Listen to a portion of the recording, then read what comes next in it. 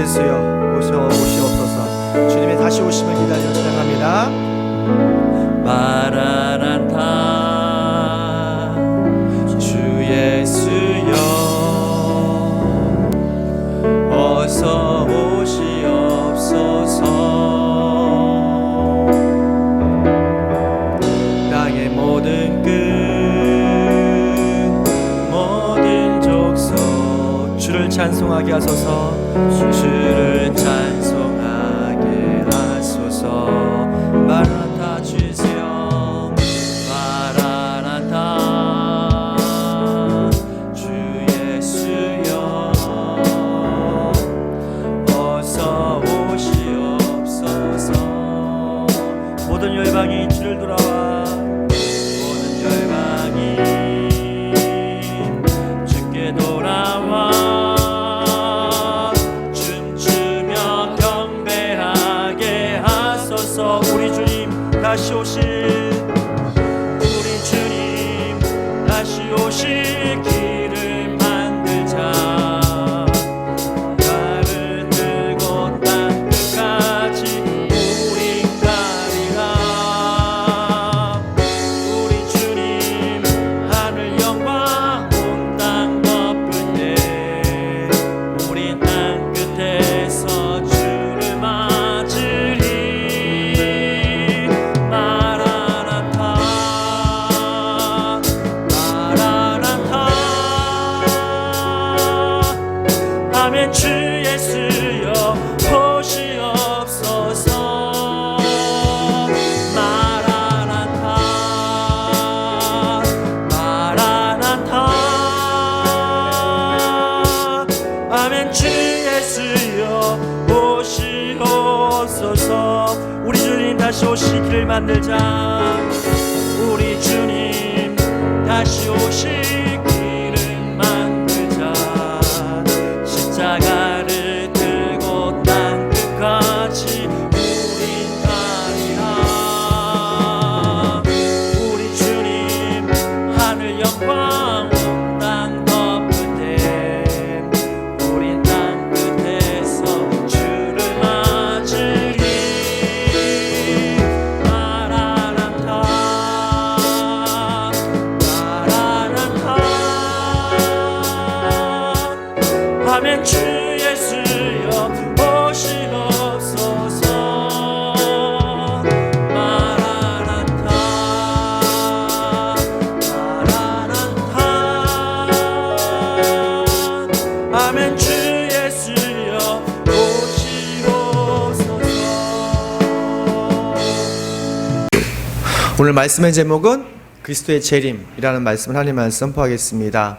하나님의 아들 예수님이 하늘의 영광스러운 모든 삶을 잠시 내려놓고 세상에 오신 이유가 있어요. 목적이 있습니다. 그것은 하늘나라를 우리에게 알려주시고 하늘나라를 우리에게 주시기 위해서죠. 하늘나라는 우리가 생각하는 것보다 더 멋지고 아름다운 곳입니다. 천국에서는 더 이상 우리 일상에서 흘리는 그런 아픔과 고통과 슬픔, 걱정, 근심이 아무도 없는 정말 행복과 기쁨이 넘치는 곳이 바로 하늘나라입니다. 그래서 예수님이 40일 금식하시고 그분의 사역을 공성회를 시작하실 때에 첫 번째 하신 말씀, 즉 첫 번째 모토가 있어요. 마가복음 1장 15절 말씀 보니까 때가 찼다, 하나님의 나라가 가까이 왔다, 회개하여라, 복음을 믿어라.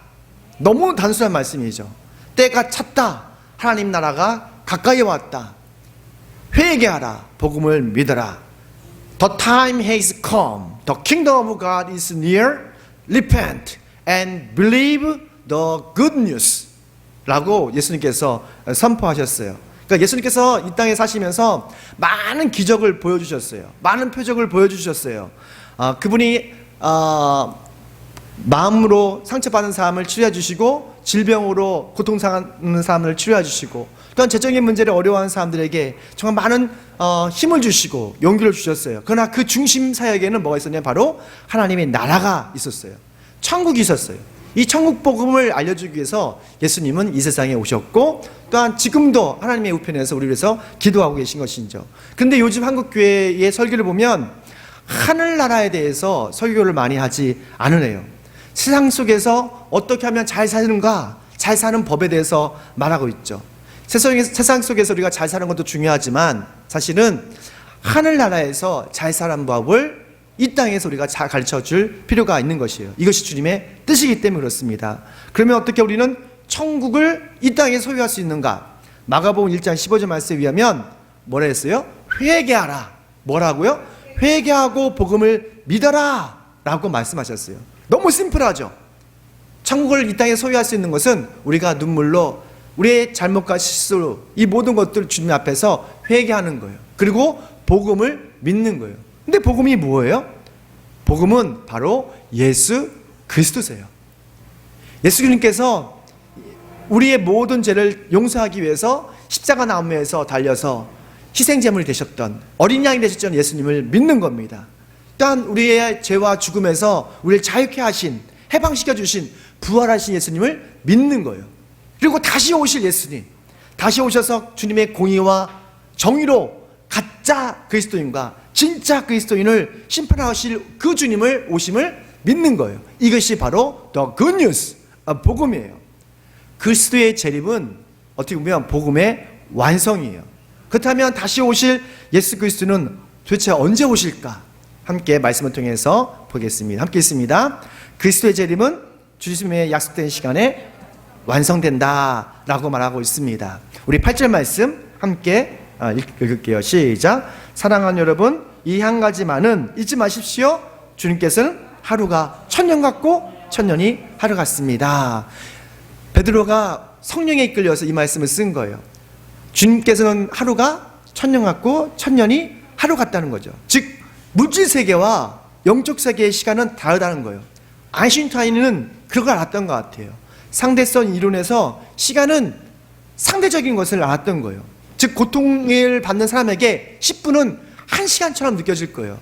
그러나 정말 행복하고 기쁜 연인에게는 10분은 너무너무도 짧은 것처럼 10초처럼 느껴질 거예요. 이것이 바로 시간이 상대적이라는 것이죠. 크리스토퍼 놀란의 영화를 보면 인터스텔라라는 영화가 있어요. 여러분 아시죠? 크리스토퍼 놀란. 근데 이 지구의 종말이 가까워졌어요. 음식이 없어요. 식량이 없어요. 그래서 그 쿠퍼라는 사람이 식량을 찾아서 우주로 떠납니다. 근데 한 행성에 갔더니 거기서 1시간은 지구의 7시간이었어요. 그러면 그곳에서 4시간을 머물렀는데 지구에는 몇 시간이냐면 28, 즉 28년이 지난 거예요. 그에 따른 나이가 늙어서 죽었던 것이죠.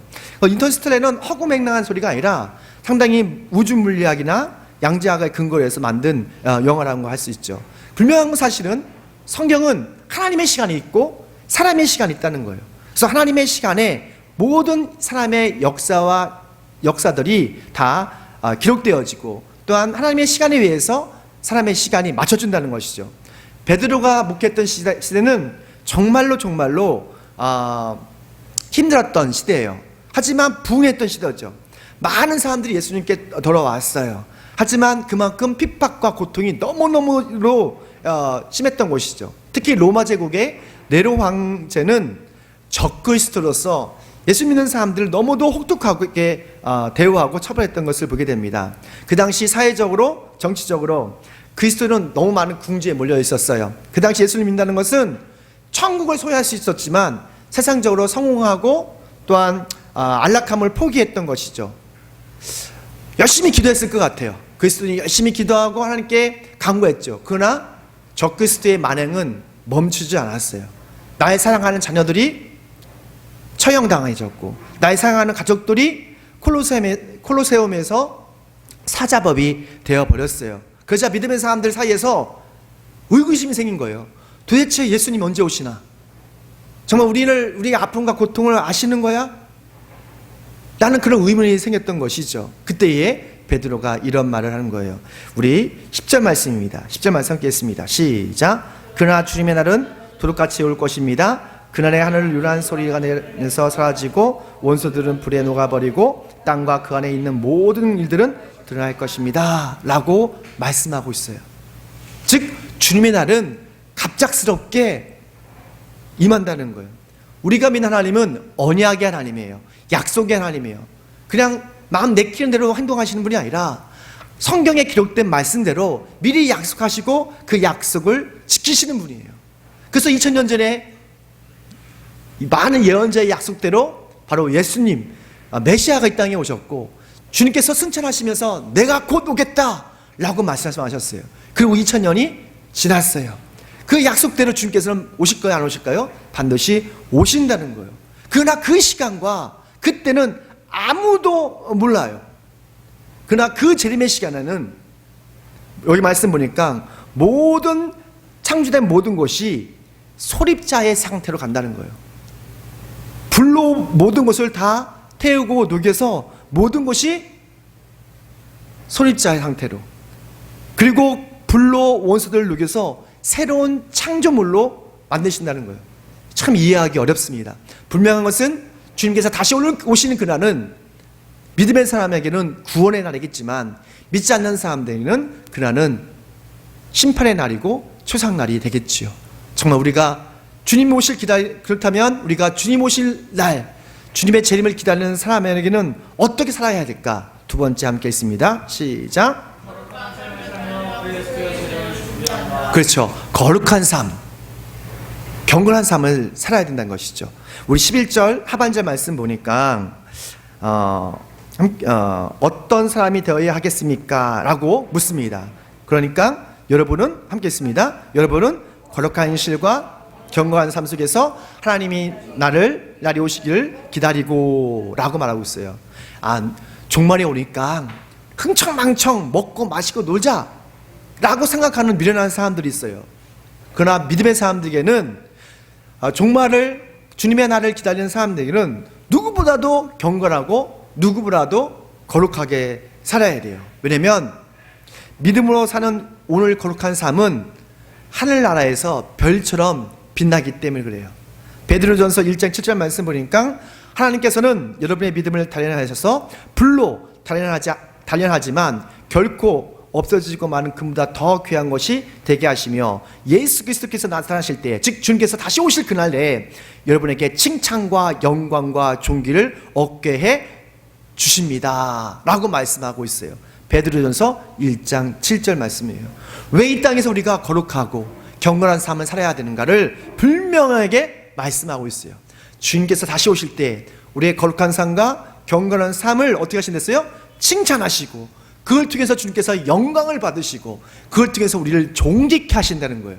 그래서 이 땅에서 우리는 세상 사람들이 흥청망청 자기 마음대로 생각대로 욕망대로 살지라도 믿음의 사람은 절제되고 경건하고 거룩하게 살아야 되는 것이죠.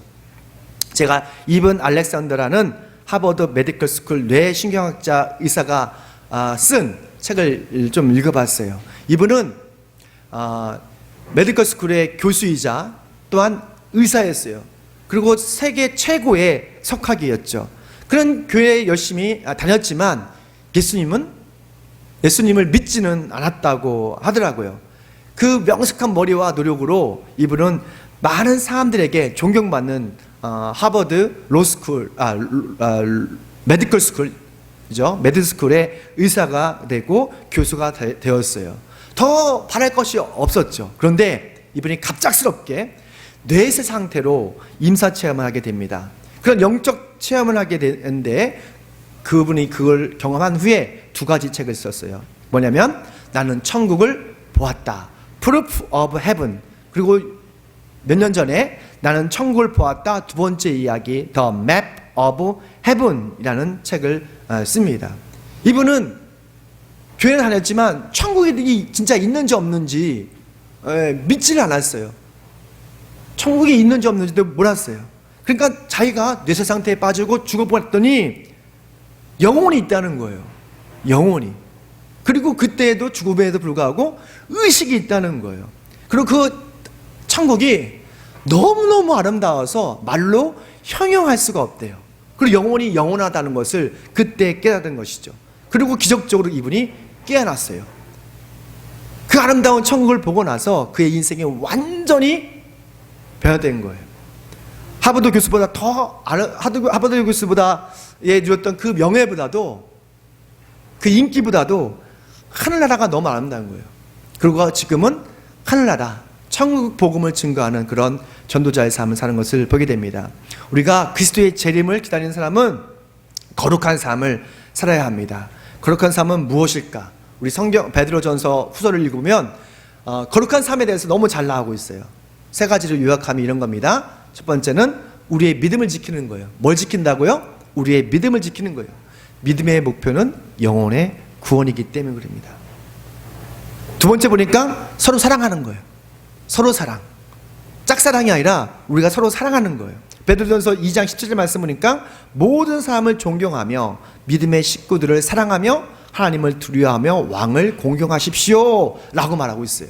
여기 보니까 서로 사랑하고 존중하고 공경하래요. 근데 이 세상은 너무도 권위에 대해서, 질서에 대해서 너무도 불편해하는 것 같아요. 그래서 존경이 없어요. 모든 사람은 죄 아래 있기 때문에 실수할 수도 있고 죄질 수 있어요. 또한 잘하는 일도 있어요. 그때 우리는 잘하는 일을 볼 수 있는, 그리고 그들을 존경할 수 있는 그런 마음이 필요한 거예요. 예수님께서는 우리에게 서로 사랑하라, 그럼 너희가 나의 제자인 줄 알 것이다 라고 말하고 있어요. 짝사랑이 아니라가 서로 사랑하는 거예요.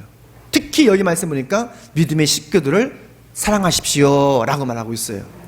정말 우리가 더 사랑하고 더 서로 존경하는 저희들 되시길 축원합니다. 그리고 마지막으로 보면 복음의 전도자라 생각하고요. 복음의 전도자.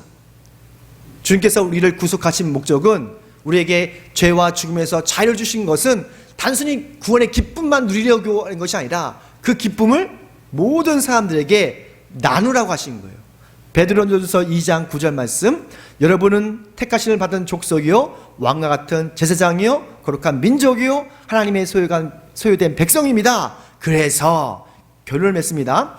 여러분을 어둠에서 불러내어 자기의 놀라운 빛 가운데로 인도하신 분의 업적을 여러분이 선포하는 것입니다. 아멘. 우리가 하나님의 선택된 백성이고 왕 같은 제사장으로 거룩한 민족으로 하나님의 자녀로 된 것은 바로 우리를 구원하신 그분을 자랑하고 선포하기 위함이라고 성경은 말하고 있어요. 이것이 바로 거룩한 행실이고 그리고 경건한 삶이에요. 이런 삶을 통해서 정말 하늘의 별처럼 빛나는 저 이름 되시길 축원합니다. 마지막입니다. 함께 했습니다. 그렇죠. 우리가 주님께서 오실 그 전에 우리가 해야 할 것이 있어요. 예수님을 더 알아가는 거예요. 알다라는 것은 단순히 지식적인 그런 정보를 넘어서 주님을 경험하고 예수님을 닮아가는 거예요. 우리 18절 말씀 함께 했습니다. 시작. 우리의 주님이시며 구주이신 그리스도 예수에 대한 지식과 그의 은혜 안에서 자라십시오. 이제도 영원한 날까지도 영광이 주님께 있기를 빕니다. 아멘. 주님의 재림은 이 세상의 종말을 의미합니다. 다시 오실 예수님은 구원자로 오실 뿐만 아니라 심판자로 오시는 거예요. 그때 오신 예수님은 정말 하나님의 정확한 공의와 잣대로 세상을 심판하실 거예요. 그래서 주님 날을 기다리는 우리에게는 무엇보다도 예수님을 더 알 필요가 있어요. 날마다 주님을 더 알 필요가 있어요. 주님을 경험할 필요가 있어요. 주님을 경험할 때 우리의 믿음은 더 성장하고 하나님의 은혜가 우리 통해서 주의 많은 사람들에게 퍼져나가는 것이죠. 지금 코로나 바이러스 때문에 오늘 많은 성도들이 못 왔어요. 왜냐하면 코로나 바이러스란 그 바이러스가 많은 사람들에게 퍼져나가기 때문이에요. 그런데 반면에 생명 바이러스가 있어요. 바로 예수님이에요. 예수님이 가는 곳곳마다 정말 진리의 말씀 선포되는 곳마다 그 사회화가 그 나라가 회복되는 그런 많은 기적을 우리는 역사를 통해서 경험했어요.